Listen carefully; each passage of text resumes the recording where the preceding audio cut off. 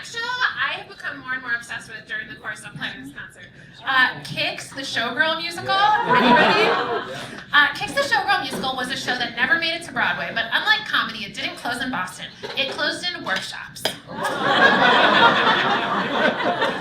had less to do with the show's quality than it did with the state of Broadway at the time. Kicks had a lot of fantastic songs, some of which are performed as standalones today, and it also had quite a promising plot and team. Kicks had music by Alan Menken and lyrics by Tom Eyen. After Dreamgirls, the next project Eyen spearheaded was to be about the lives of 4 showgirls: Joanne, Arlene, Betty, and Claire, from the end of World War II to the tumultuous 1960s. It had elaborate production numbers choreographed by Chris Chapman, a beautiful scenic design by Robin Wagner, and a magnificent many-costume plot by William Ivey Long. It was literally white Dreamgirls, like it was just white Dreamgirls. And who doesn't want to see that? For Alan Menken, Kicks came right after Little Shop and before all of Alan's big Disney success. He said at the time, "My new show, Kicks, is a dream project. The show is allowing me to write the biggest, most passionate themes I've ever written. I think it's going to fly. If it doesn't, I'll be very surprised. I don't know if we'll actually get it on this season. We might. The enormity of the project is scaring me, but I think I'm ready for it. I feel like with the right people and the right breaks, we can pull it off. When we play through the score, it's very powerful." There are no photos at all of Kicks, the Showgirls musical. This is from Pinterest, so enjoy. I'm really hoping there's like an Elizabeth Berkley slide of her showgirls turn. I do what I can. Workshops starting in 1984 were held at 890 Broadway. Debbie Graff remembered watching one newcomer playing the lead and thinking, that girl's going to become a huge star. Debbie Graff doesn't really talk like that. I don't know what to do. The girl was Bebe Neuwirth. There's no picture. There are no pictures. Don't look there. The show had a lot in common with Dreamgirls in that it was mostly sung through and told the dramatic story of the ups and downs of a group of women over an extended time period. The 4 women danced together at the Grand Theater, but really wanted to dance at Radio City Music Hall as Rockettes. Okay, so here's what happens.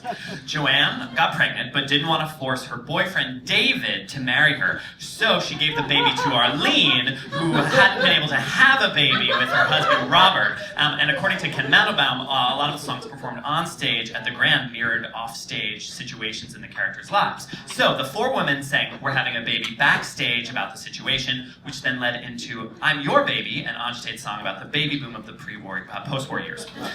David went off to the Korean War and never married Joanne, and she became a successful singer on TV. And when Joanne wanted the child back from Arlene, she returned to the Grand Theater, which was about to be torn down. And turned into a parking lot! Trick! And so her former lover, David, was building the skyscraper where the theater once was. The girls all reunited for one last show. Follies, anyone? Follies, Dreamgirls. Who doesn't want to see that? Tom Eyen was not only directing and writing, he was co-producing with James Niederlander and Carol Shorenstein. Well, when they couldn't raise enough money for the planned summer out-of-town tryout at the Koran Theater in San Francisco, a December opening at the 46th Street Theater, now the Richard Rodgers, was canceled. I just heard like a loud noise over there, and I have to say, I was traumatized one time during our concert. I don't know if some of you were probably there. We were talking about Legs Diamond, and all of a sudden Randy Graff from the audience shouted, "Jennifer, the director is here!" And we were just like in the middle of, Legs Diamond. So whenever I hear someone go like, I'm like, oh God. Any cast members or creative team, show yourself. Maybe Neuwirth, is that you? I don't know. Investors had seen too many quick failures lately in the tumultuous Broadway of the mid-1980s, and they were all hesitant. Kicks, the Showgirl musical would have opened during the 1985 Tony season, noted as one of the driest Broadway seasons of all time. The awards for Best Actor and Actress were actually, in a musical, were eliminated that year. And yeah, when does that happen? And while Big River won the Tony for Best Musical in '85, the other 3 nominees were all underappreciated musicals that closed quickly, so Kicks would have had a great shot at success in the environment of the '85 season. Yeah, it's unfortunate. Oh, so there are no pictures of Tom and Alan working on Kicks, but this is clearly a photo of Alan with one of his many awards, and Tom Eyen accepting his Tony for Dreamgirls. So, when Tom Eyen accepted Best Book for Dreamgirls, Robert Goulet introduced him. Oh gosh, so you guys have to go home and YouTube this. Robert Goulet says, the nominees are 9, and he announces nominees, and he goes, and the winner, Dream Fingers. Look at it on YouTube, but she just showed it to me the other day. It's amazing. Dream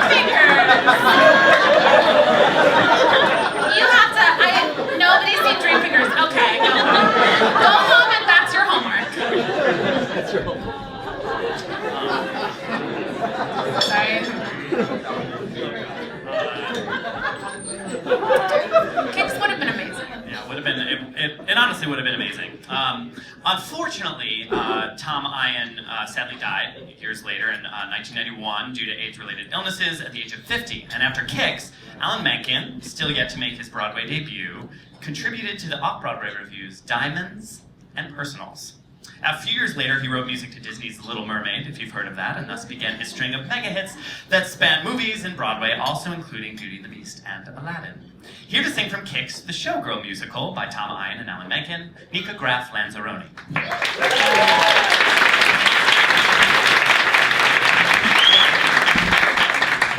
Double fun fact, this was my senior showcase song.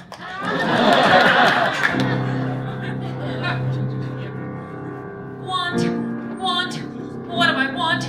Ever since I was a little girl, there's only been one thing I want.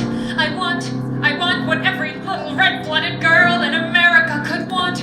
I want what I have wanted since the first day I learned how to want. I wanna be a Rockette.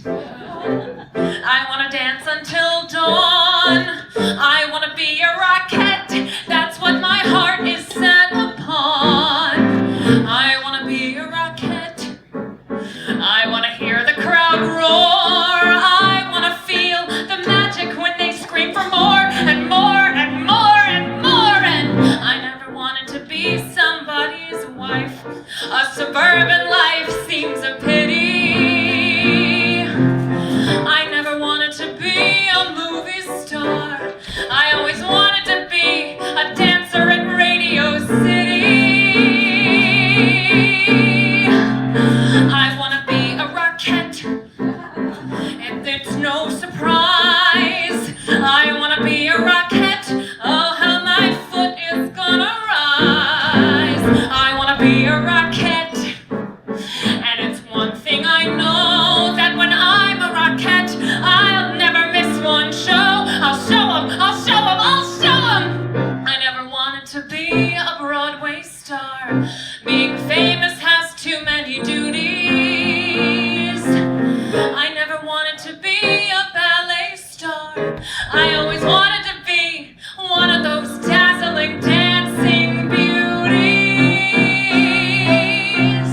I'll always remember when Mama brought me to New York, and I first saw those girls up on that stage. There was magic everywhere. Look at them, Mama, I said. One of these days, your little girl's gonna be up there. I'm gonna be up there. I'm gonna be a Rockette. Let me out on that stage. I'm gonna be a Rockette. They are the greatest dancers of our age. I'm gonna be a